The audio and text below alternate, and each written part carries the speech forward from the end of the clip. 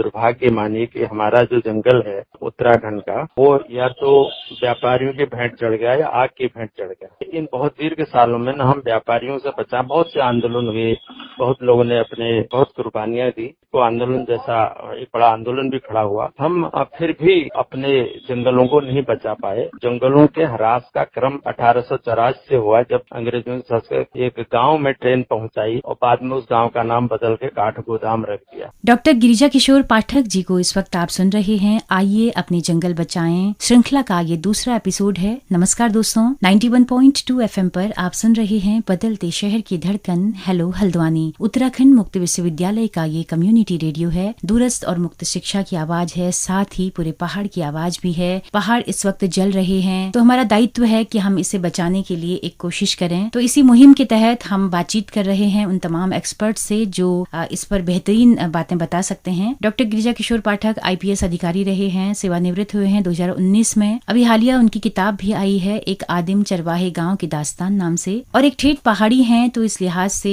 एक अच्छी समझ भी पहाड़ की रखते हैं। तो आज उनसे हमने बात की है, दूरभाष से ये बात हुई है। अगर आवाज आपको साफ ना आए तो हम उसके लिए क्षमा चाहेंगे। तो आइए सुनते हैं गिरिजा किशोर पाठक जी को। एक तो क्या गांव की ग्राम पंचायतें हैं हमारे पास, उनको अलर्ट करें कि भाई जो गर्मी में क्या सावधानी बरतनी चाहिए। लोग बीड़ी पी के फिरूल के पत्तों में डाल देते हैं तो आग पकड़ लेती है, शीशे के पेड़ में फेंक देते हैं, एक ये बात है। दूसरा, हमारा ऐसा क्यों नहीं हो पाता कि कहीं आग पकड़ती है, हमारी पंचायतें हैं, फॉरेस्ट पंचायतें हैं, वो एकदम प्रोएक्टिव रूप में उनको प्रशासन अलर्ट कर दे मार्च के महीने में कि भाई अब कहीं भी छोटी घटना होती है। और ये वन विभाग के अकेले के बस की बात नहीं है, जब तक सामूहिक रूप से गांव वाले इकट्ठा होकर के इसको न करें, इसको मिल करके न बुझाएं, नहीं कर पाएंगे, नंबर 1। दूसरी, जब हमको लगता है कि हर साल हमारे जंगल आग के भेंट चढ़ रहे हैं, तो अन्य देशों की तरह हमारे पास कुछ हेलीकॉप्टर से उनके छिड़काव के साधन होने चाहिए ताकि हम तत्काल काबू बनाने पा सकें। नहीं तो हमारी फ्लोरा फैना खत्म हो रही है, हमारे वन्य जीव समाप्त हो जा रहे हैं, हमारे जंगल समाप्त हो रहे हैं। और जब भी आप अप्रैल से जून के बीच में पहाड़ की यात्रा करिए, एक ही चीज दिखता है, धुआं, कोहरा, बिल्कुल छाया हुआ धुंध और जंगलों में लगी हुई आग। और ऐसा लगता है निर्द्वंद भाव से कोई भी उसको देखने को तैयार नहीं। वो एक समाचार के पन्ने भरते हैं। तो ऐसा है कि ग्रामीण लोगों को, क्षेत्रीय लोगों को तैयार करें, वो झुंड के झुंड जाएं, उसको बुझाएं, और हेलीकॉप्टर से जो गैस होती है उसको डाल करके या जल छिड़काव से बुझाने का भी रहना चाहिए। और तीसरा जो है कि जो कूल टाइम में हम ग्रामीण को अलर्ट करें कि हमको जब ग्रामीण जंगल क्षेत्र से गुजर रहे हैं तो जो गुजरने वाले हैं उनको क्या क्या सावधानियां बरतनी चाहिए। अब सबसे दुखद ये है कि वो दिनों दिन आग लगी रहती है, फैलती जाती है, उस पर कोई रिएक्शन ही नहीं है। एक वन का जो पेट्रोल शब्द से पेट्रोल बना है, तो पेट्रोल करने वाला पेट्रोल जो है उसके पास का नहीं है, या फॉरेस्ट गार्ड के पास का नहीं है। इसमें एक सामूहिकता चाहिए। 100-200 लोग एक साथ जाएंगे, चारों तरफ से जूझ पड़ेंगे तो आग खत्म हो जाएगी। आग लगना एक नई परिघटना है, पिछले कुछ एक सालों से ही दिखाई दे रही है, या फिर ये पहले भी लगा करती थी? नहीं, आग पहले भी लगती थी, लेकिन पहले जिन लोगों ने, जिन ग्रामीणों ने, ग्राम पंचायतों ने ये ठान लिया कि हम अपनी जंगल पर आग नहीं, वो खुद ही बुझाने चले जाते हैं। फॉरेस्ट का तो कोई रोल ही नहीं था, मैंने इस बात को देखा है। लेकिन जब फॉरेस्ट अब रोल में आया है तो फॉरेस्ट को कम्युनिटी को इन्वॉल्व करके वो करते भी हैं, लेकिन इस काम के लिए सशक्त करके, अगर जब तक 400-500 लोग इकट्ठा नहीं होंगे इस आग को ये बुझा नहीं सकते। 2 लोगों के बस की बात नहीं है। अगर आप सोचे कि फॉरेस्ट गार्ड चला जाए, रेंजर चला जाए या डिप्टी रेंजर चले जाए, it's not possible for you. का जो पीरियड है आग लगने का, क्या वो यही महीने होते हैं हर साल, या फिर ऐसा कुछ आगे पीछे शिफ्ट भी हुआ है? जब भी आप मार्च के बाद, मार्च से जून तक पहाड़ की यात्रा करेंगे तो आपको कुड़ कहते हैं, वहाँ की कुड़ फुकी रही मिलल, धुएं का गुब्बार में रहेगा, और यहाँ तक कि एक पहाड़ से दूसरा पहाड़ नहीं दिखता है। तो ये विडम्बना को समाप्त करने के लिए कम्युनिटी फॉरेस्टिंग बहुत जरूरी है। फॉरेस्ट वालों को, कम्युनिटी को इन्वॉल्व करके, जैसे पुलिस को कहते हैं community policing, once you are not involving villagers, आप पंचायतों को इन्वॉल्व नहीं कर रहे हैं, एक्टिव नहीं रह, मतलब ये प्रो एक्टिव मूड में रखना पड़ेगा इनको, अपने लोगों को, कि भाई ये संभावना उससे रातों रात लोग इकट्ठा करिए। जितने कम में आप कंट्रोल कर लोगे उतने में आपको सफलता मिलेगी। अगर फैलने के बाद अगर 15 किलोमीटर फैल जाए तो फिर आपको 5000 आदमी, हाँ। जब वो आधे किलोमीटर में है तो 200 लोग बुझा लेंगे उसको। तो ये करना। सर, ये जो मौसम चेंज हुआ है, ग्लोबल वार्मिंग जो कह रहे हैं, क्या उसका भी असर है कि ज्यादा लग रही है? आप पहले कम लगा करती थी? नहीं, ग्लोबल वार्मिंग का असर देखिए, ग्लोबल मतलब सही है कि जो आग बहुत कम फैल सकती थी वो ज्यादा फैलेगी, वार्मिंग नहीं, दिस इज पॉसिबल। लेकिन पहले भी आग लगती थी, जब हम छोटे बच्चे थे तो हम लोग खुद जाते थे बुझाने के लिए उल्ली से। एक तो क्या होता है, ज्यादातर ये जो शंकुधारी जंगल, बिल्कुल शंकुधारी वनों का अंबार लगा दिया अंग्रेजों ने, क्योंकि उनको वाणिज्यीकरण चाहिए था। तो शंकुधारी वनों के लगने से क्या होगा कि उसको ईंधन मिल जाता है, ईंधन मिलने से आग और बढ़ती है। तो इस सीजन में हर गांव से, देखिए जितने भी लोग बचे हैं, अगर 5-6 गांवों का एक दल बनाया जाए, प्रोएक्टिव रहे, उनके क्षेत्र में आग लगती है, तो जब तक कम्युनिटी इन्वॉल्व नहीं होगी, ओनली फॉरेस्ट डिपार्टमेंट इनको मॉनिटर कर सकता है, लेकिन कम्युनिटी को, आपको जंगल बचाने के लिए इनके पास फंड भी रहते हैं, ऐसा नहीं कि नहीं रहता है। नहीं, सालों से ये लोग फंड खर्च कर रहे हैं और कहते हैं कि हम कर रहे हैं, लेकिन अगले साल फिर वही नजारा दिखता है। नहीं, वो कर ही क्या नहीं रहे। लगता है आपको, मंशा नहीं है? क्या कर रहे हैं? नहीं, मैं पिछले साल गांव गया था तो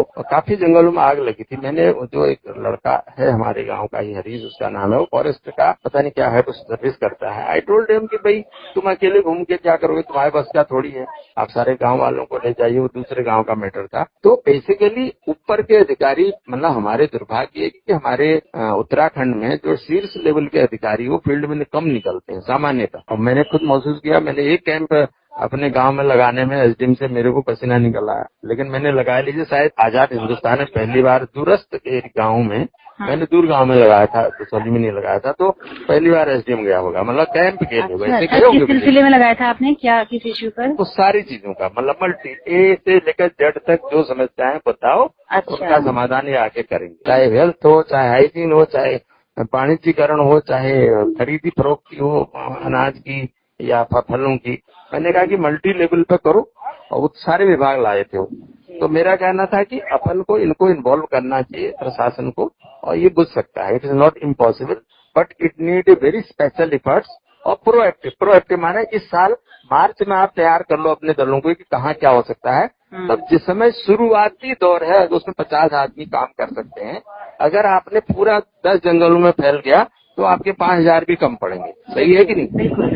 कारण क्या है कि हमारे पहाड़ों की खूबी है कि हिल टॉप्स पे पानी की व्यवस्था नहीं है, आपको तो हरे पत्तों से ही उसको बुझाना पड़ेगा, और उसके लिए आदमी के सिवा कोई तंत्र नहीं। या तो आपके पास और कंट्रीज की, आप देखिए ना, आग कोई यहाँ नई चीज नहीं है। अमेजोन के जंगलों में पिछली बार कितनी आग लग गई, पूरे जंगल ही साफ हो गए। तो प्रोएक्टिव जब तक, अच्छा, लेकिन वहाँ आदमी नहीं है। हमारे वहाँ क्या है कि मैन पावर बहुत है, हम अपने मैन पावर को एक्टिव करें, एक्टिव करके प्रोएक्टिव फॉरेस्ट का प्रोटेक्शन के लिए हमको रखना पड़ेगा। कंजर्वेटर, डीएफओज और ऊपर के अधिकारियों को, फॉरेस्ट अफसर्स को आगे आना पड़ेगा, इसको लीड लेनी पड़ेगी, तभी हो पाए। सर, ये जो आग लगातार हर साल लग रही है, कितना नुकसान हमारा होता है पर्यावरणीय दृष्टि से? अगर देखें, फ्लोरा फौना की दृष्टि से देखें, तो कितना कुछ हम खो देते हैं एक जंगल के खत्म होने पर।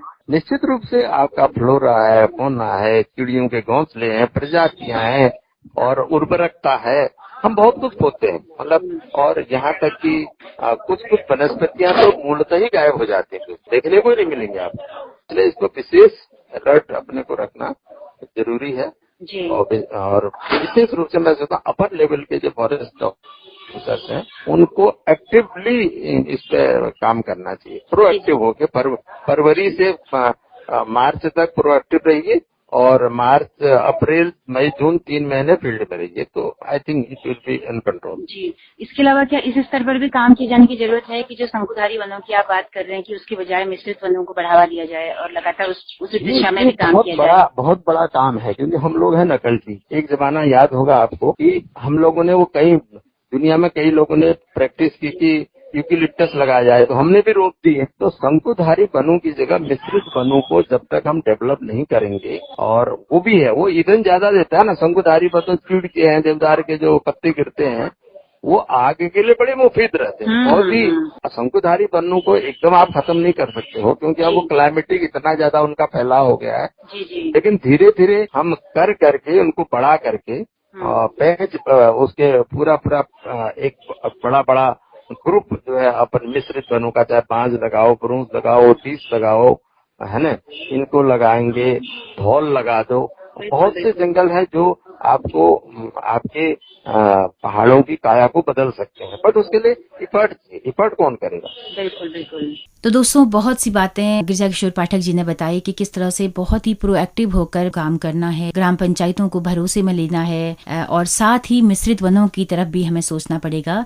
अगर ये बातचीत आपको पसंद आई हो तो अपना फीडबैक हमें दीजिएगा, हमें कमेंट सेक्शन में लिख कर दीजिएगा कि आपके अपने क्या सुझाव हैं। हमारा रेडियो एक कम्युनिटी रेडियो है जिसकी पहुंच रेडियो में केवल हल्द्वानी शहर तक है, लेकिन अगर आप पहाड़ों में या फिर देश के किसी भी हिस्से में इस रेडियो को सुनना चाहते हैं तो हमारे यूट्यूब चैनल के जरिए इस रेडियो को आप सुन सकते हैं। आपके फीडबैक का बहुत बेसब्री से हमें इंतजार रहेगा।